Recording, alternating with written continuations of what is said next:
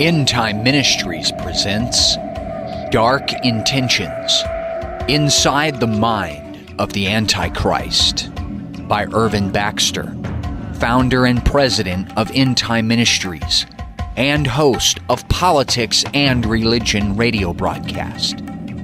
For End Time Audio Publications, I'm Craig Treadwell, co-host of Politics and Religion.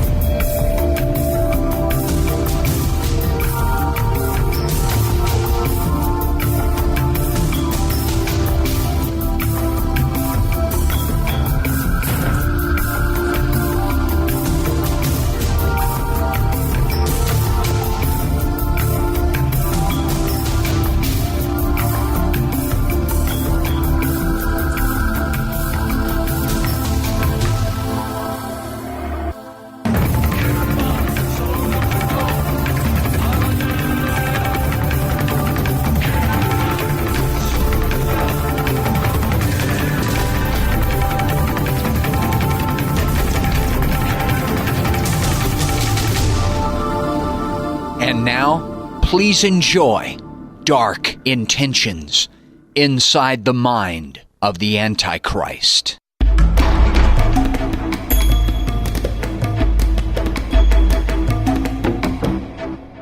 Chapter 1.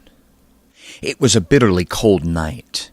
Already 6 inches of snow had fallen, and the blustery winds were whipping into large drifts. The temperature was dropping rapidly toward the 0 mark. Maria Lubinko peered out the window at the fierce winter storm, thankful she didn't have to go out. A hot bowl of borscht and a cup of tea would be perfect for a night like this, she thought to herself. Maria ladled the soup into one pan and in another boiled the water for tea. After finishing her meal, she settled into her favorite chair by the fireplace.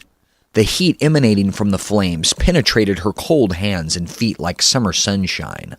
The knock on the door came at 12:01 a.m. Maria knew immediately what it meant. She had been a midwife for 25 years now.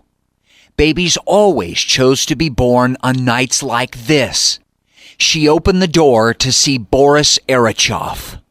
His voice was urgent. "Maria, Svetlana is in labor. I'm sorry to make you go out on this horrible night, but I don't know what to do." "It's all right," she assured him. "Here, come in from the cold." When he stepped inside, the howling wind blew the snow in after him. As Maria put on her boots and heaviest coat, she glanced at the half-finished cup of tea on the table beside her chair.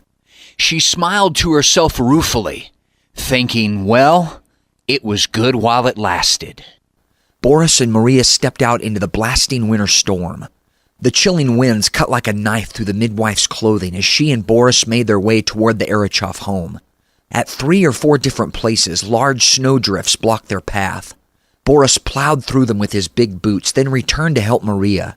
Several times they lost their footing, falling into the cold snow. Boris and Svetlana's house was only 2 blocks away, but on this night it seemed like 2 miles.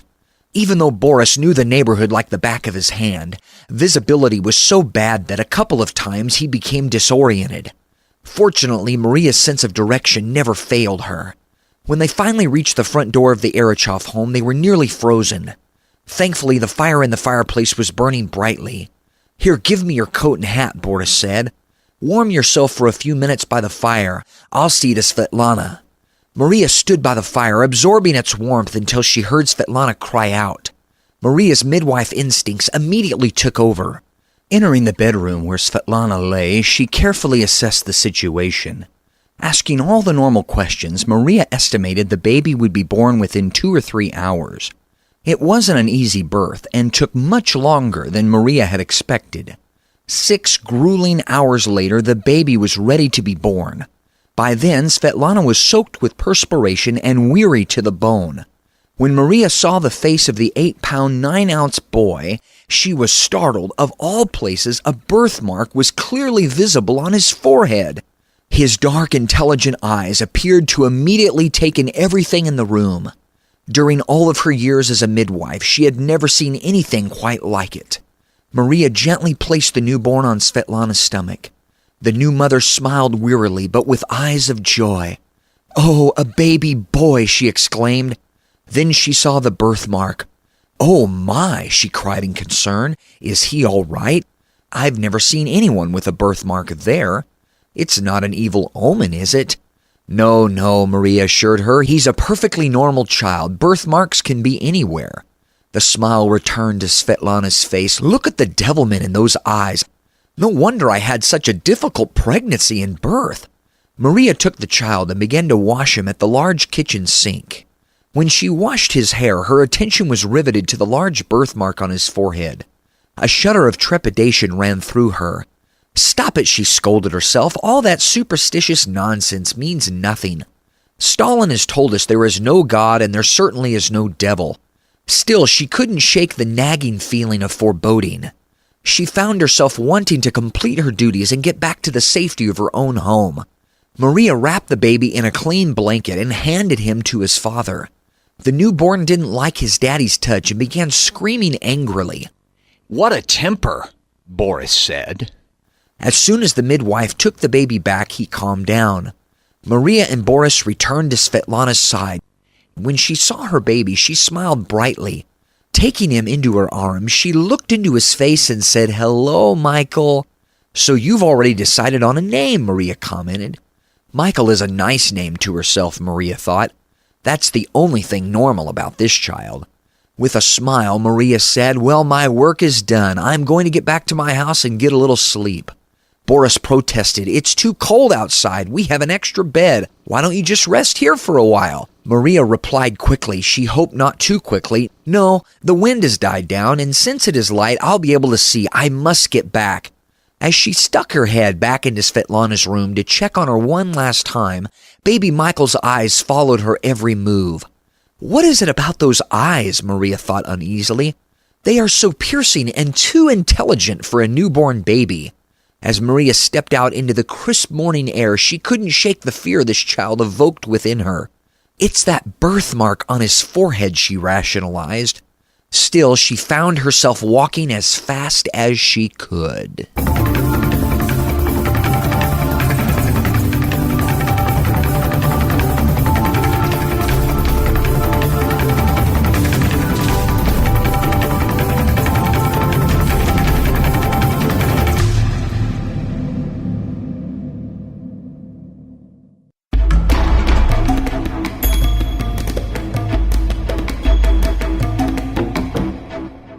Chapter 2. After the birth of their son Michael, life settled back to normal for Boris and Svetlana Arachev. Living under the regime of Joseph Stalin was uncertain at best. However, their little farm in southern Russia, 50 miles south of the city of Volgograd, was quite far removed from the political intrigue of Moscow. Young Michael was a joy to Boris and Svetlana, even though at times he could be a handful. He was a brilliant child of boundless energy, and it quickly became obvious to all around him that he was a born leader. Michael was 8 years old when World War II broke out. That night after dinner, his dad and Grandpa Arachev sat around the dining room table for several hours poring over the articles about Hitler's invasion of Poland and discussing the potential effects upon the Soviet Union. Though concerned about this development, there was a feeling these events would never reach all the way down to Volgograd. Even at his young age, Michael sensed something very important was transpiring. However, he didn't fully comprehend the ramifications of war at the time. In spite of the war, life didn't change much for the Arachevs until 2 years later when Hitler launched his invasion of the Soviet Union. By this time, Michael was older and able to somewhat understand the gravity of the new situation. He listened intently as his dad, mom, grandpa, and grandma talked that evening. "That double-crossing Hitler," Grandpa exclaimed. "Signing a non-aggression pact with our leader Stalin and then launching a surprise attack against us. What treachery! Is there a chance Hitler's troops could penetrate into the heartland and actually invade Volgograd?" Boris asked his father apprehensively. "Oh, I don't think so," came the confident reply from Grandpa Arachev. "Comrade Stalin would never allow that to happen." "But Germany's blitzkrieg attack has demolished every enemy in Hitler's way so far," Boris reminded his father. "I've never seen anything like it." "Everything will be fine," Grandpa Arachev assured, attempting to allay the fears that he sensed were growing in each family member. "Germany has yet to face the mighty Russian bear. We may not be the fastest army in the world, but we keep moving forward day after day." The Germans advanced into Russian territory much more swiftly than the Russians had thought possible. When news reached Volgograd that the German forces were only 100 miles away, the tension and concern in the Arachev home was written on each of the adults' faces. As much as Boris and Svetlana tried, they were not able to shield Michael from an awareness of the impending danger. At night, after young Michael was sent off to bed, Grandpa and Grandma Arachev would sit around the kitchen table with Boris and Svetlana, discussing the ever-increasing seriousness of the military situation. What they didn't know was that Michael would slip out of bed and listen intently to these late-night conversations through the keyhole of the door. As Michael listened one particular night, the discussion turned extraordinarily urgent. He heard his father say to Grandpa Arachev, "The Germans could be here within 3 or 4 days. Dad, what do you think they will do to us?" There was a long pause before Grandpa Arachev answered. "I've been reading the papers and listening carefully to the news. In most places where the Germans have invaded, they have not actually been slaughtering our people. They confiscate food and any guns that they find, but as long as individuals have not resisted, they have usually been left alone." "So what should we be doing in preparation for the invasion?" Svetlana asked anxiously. Grandpa Arachev explained. "It's important that we protect our food supply." "We will have to find a way to hide most of what we have and still leave enough in our houses so the Germans won't know that we have hidden our stockpile." "What about our savings?" Boris inquired.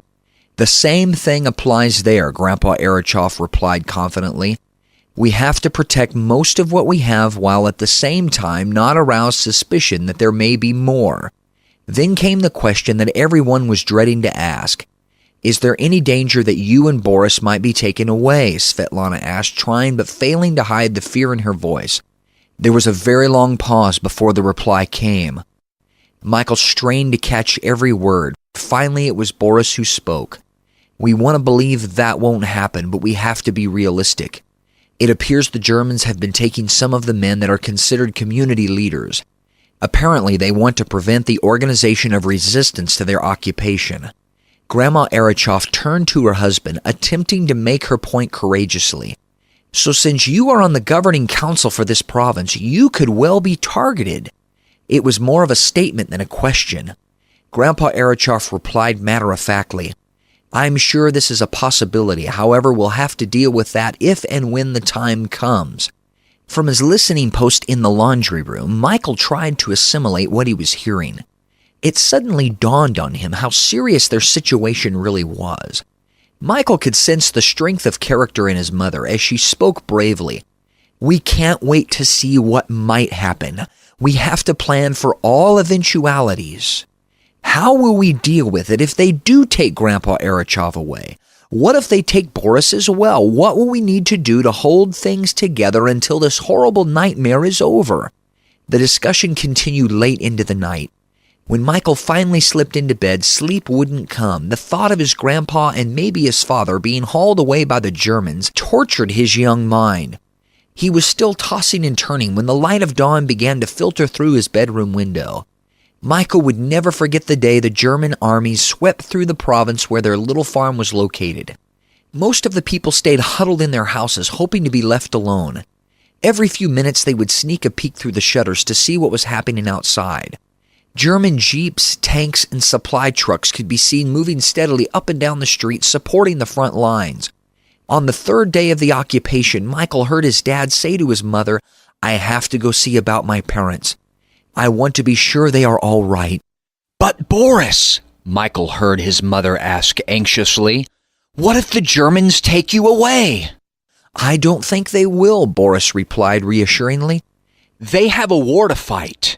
It doesn't appear they are looking for prisoners." Michael waited all day long for his father to return with news about his grandpa. Michael loved his grandpa so much. What would he do if the Germans had taken him away? Michael's apprehension grew stronger and stronger as the day wore on. His father still had not returned by bedtime. Finally, his mother told him it was time to go to bed. "No, I'm staying up till Dad gets home," Michael protested. "You can't do that," Svetlana stated flatly. "Your father might have to spend the night with Grandma and Grandpa. We don't know what the situation might be with the Germans. You'll need your rest for tomorrow. Good night." Michael went to bed, but he didn't go to sleep. He couldn't. Finally, sometime after midnight, he dozed off.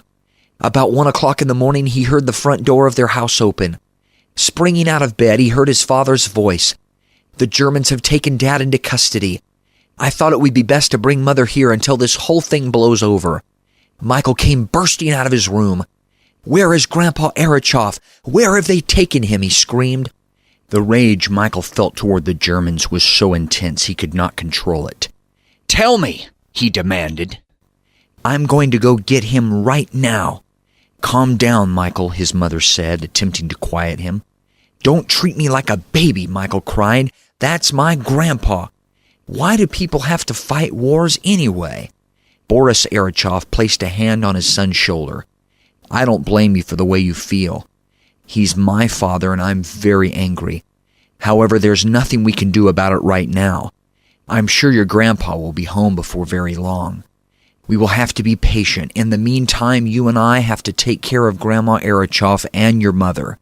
Go back to bed." When Michael finally returned to his room, all he could think about was his grandpa in a German prison camp. His mind raced as he attempted to come to grips with his grandpa's arrest. Grandpa hadn't done anything. It wasn't fair. Michael slept very little that night. He paced back and forth in his room, his mind racing. He looked out the window for a while, hoping that an answer might come to him as he stared into the night. He even tried praying to God. The teachers at school had told him there was no God. However, he had wondered, if there is no God, why do they spend so much time trying to convince everyone that God doesn't exist? Around 3 o'clock in the morning, Michael fell into a restless sleep.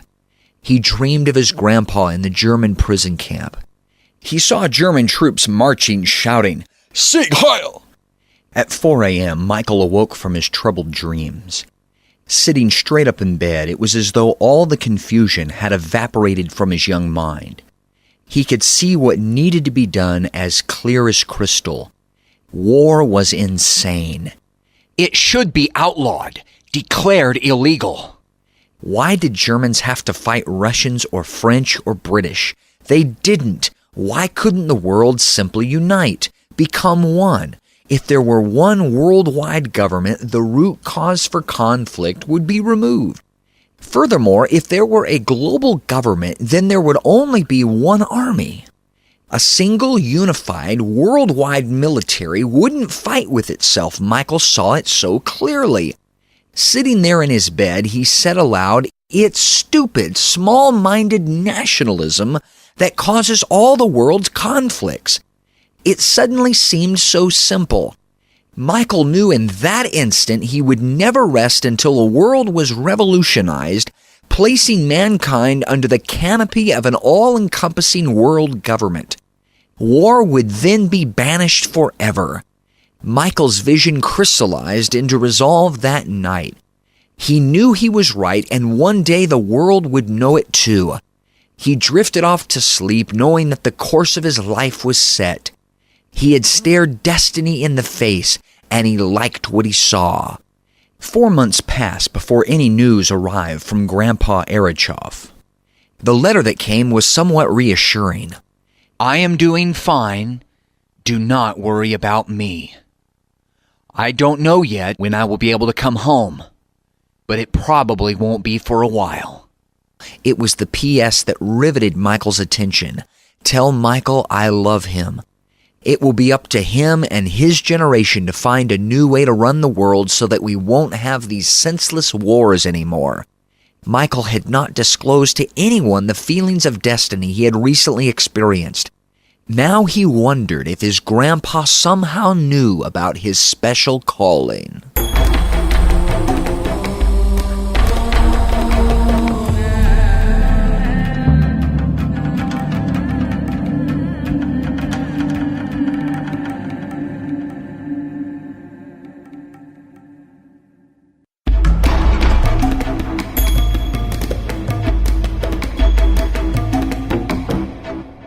Chapter 3.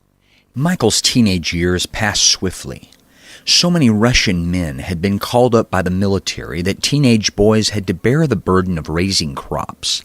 Besides this, there was school. Michael loved school. He wanted to know and understand everything. His keen mind devoured history. Little by little, he formed his personal opinions as to why the world was the way it was and what should be done to fix it. Most of his friends were interested in typical youthful pursuits, but Michael couldn't get enough of politics and world affairs.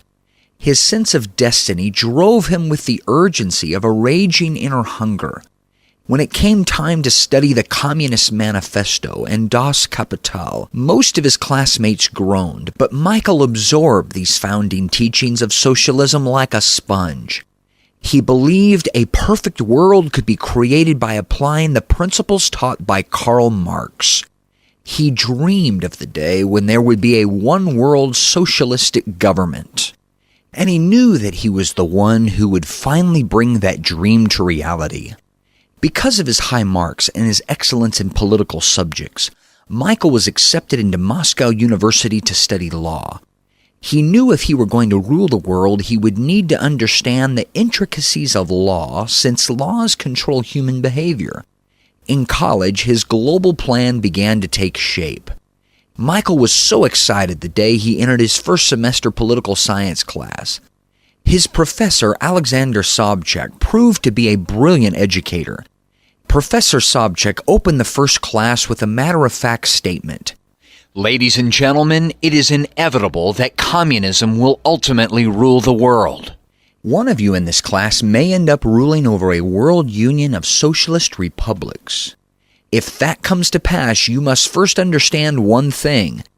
There are 3 root causes of war in our world: political conflicts, economic conflicts, and religious conflicts. If world peace is ever to be attained, there will have to be a one-world government, a one-world economy, and a global religious system.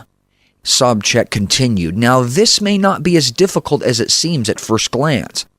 Much of the preparatory work has already been done for this new global system. When the United Nations was established in 1945, it was specifically designed to be a socialist world government. Alger Hiss, who was appointed by Roosevelt, Stalin, and Churchill to write the UN's charter, built the structure for world government and a global economy into the document. However, he was unable to deal with the religious component since the world's thinking was not yet sufficiently conditioned to adopt a global spirituality. Excitement surged through Michael as he absorbed what Professor Sobchak was explaining. Why, the foundation for my global government has already been laid, he exclaimed to himself. All doubt regarding his role in the fulfillment of destiny left him. However, he noted that religious union was a critical issue and would have to be dealt with. Professor Sobchak's lecture continued as Michael sat enthralled. As all of you know, the Politburo is where power resides in the Soviet Union. The UN Security Council is designed to be a global Politburo. We have one critical obstacle to overcome. The United States was unwilling to place absolute power in the hands of the Security Council. In order to protect their sovereignty, they insisted on veto power over the Council's decisions. Before world government can be fully implemented, that veto power must be abolished. Michael raised his hand. Yes, Michael, Professor Sobchak asked. Professor Sobchak, why do you assume our side would win if the veto power were abolished? The capitalists are still in the majority, and the message of capitalism is still very powerful in our world. Do you believe the time will come that the socialist ideal could be the victor in a global democratic election? Sobchak was impressed with the depth of perception indicated by the question. It was unusual in a first-year student. Excellent question, Michael, and a very important one. The time will come much sooner than you think when the majority of the world will favor the economic system of socialism. Michael interrupted. How can that possibly be true, seeing that most of the world presently lives under capitalism? There's something you don't know, Michael. From the beginning of the communist revolution, we have concentrated on infiltrating the educational systems of the world. We have installed our fellow travelers on school boards, in college presidencies, and we plan to maneuver ourselves into positions that will allow us to revise most of the textbooks. We also have concentrated on gaining control of the media. The entire purpose is to slowly change the minds of the people of the world. While the West is concentrating on winning the arms race, we have been winning the battle for the mind. Never forget it.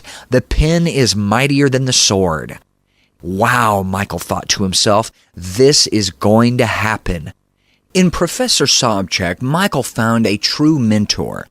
He often stayed long after class discussing the worldwide advances of communism and the overall global situation.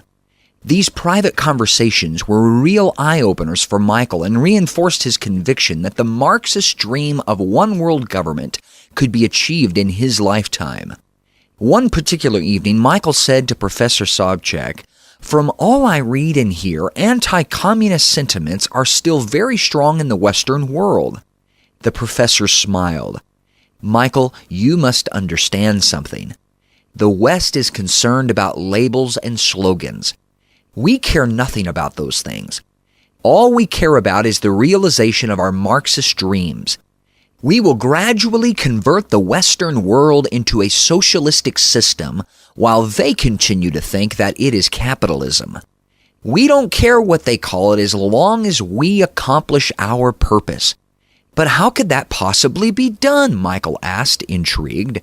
"In fact, it is already being done," Sobchak replied. "Through our American and European agents, we have been successful in introducing socialist forms of government into the governments of the West." Michael began to understand. "Are you speaking of Social Security, welfare, the graduated income tax, ever-increasing governmental regulation, and things of that nature?" he inquired. "Absolutely," Professor Sobchak replied with satisfaction as he watched understanding dawn on his favorite pupil's face. "We will back the West into socialism until they choose our system for themselves in democratic elections." Michael's inquiries continued. "So at what level of taxation does a country become a de facto socialist state?" "Insiders here believe it occurs when a country's rate of taxation of its citizens' incomes reaches 50%, Sobchak disclosed. Michael's eyes narrowed as he spoke quietly. "Professor Sobchak, you know an awful lot about the inside workings of the governmental power structure. You even referred to insiders a while ago. Who are they?" Sobchak slowly smiled. "You don't fool this young man much," he thought to himself. Then he said, "Michael, I believe you are truly committed to the cause of socialism and the Marxist dream, or I would not tell you these things. No man on earth could run the government of a country by himself. It's too complex. Consequently, there must be groups that prepare young people like yourself for leadership. These groups also serve as think tanks to privately advise our national leaders, especially concerning foreign affairs. These think tanks do not only exist in our country, but in every major country in the world. These centers of power are aware of one another and interact with one another, unofficially, of course." Then came the question Michael was dying to ask. "Are you one of these insiders? Are you a member of one of these think tanks?" Michael, I cannot answer that question unless I swear you to absolute secrecy, Professor Sobchak replied seriously. Michael's reply was immediate. Professor, you know you can trust me. I believe you, Michael, but you must understand that when you get near the center of power in our world, confidences must be taken very seriously, Sobchak warned. Some things are so critical that if anyone entrusted with them discloses them, he might even have to be eliminated. Do you understand? Yes, sir, of course I do. Michael's answer came without hesitation.